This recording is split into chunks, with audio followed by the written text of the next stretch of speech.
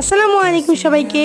আজকে আমি আমার এই বক্স দিয়ে একটা অর্গানাইজার মেক করে দেখাবো। তো প্রথমে হচ্ছে আমি একটা পেপার নিয়ে এটাকে হচ্ছে এভাবে রোল করে নিচ্ছিলাম।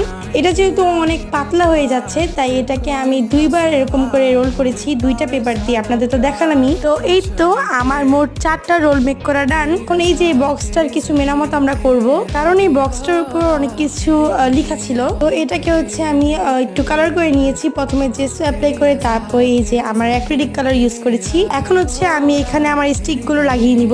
আপনাদের কাছে যদি আমার মতো গ্লু গান না থাকে তাহলে আপনারা আপনাদের কাছে থাকা ফেভিকল, তারপর আমার ভিডিওতে আমি যে অনেকগুলো গ্লু আনবক্সিং করেছি সেই গ্লু গুলো ইউজ করতে পারেন। এতেও কিন্তু এটা অনেক ভালোভাবে স্টিক হয়। তো আমাদের বিগ অর্গানাইজার মেক করা ডান। এখানে আমি কিছু স্টিকারও অ্যাড করেছিলাম যেন একটু সুন্দর লাগে। তো আজকে ভিডিওটা এই পর্যন্তই। আশা করি আপনাদের কাছে অর্গানাইজারটা ভালো লেগেছে। তো সবাই ভালো থাকবে, সুস্থ থাকবেন। গুড বাই, আসসালামু আলাইকুম।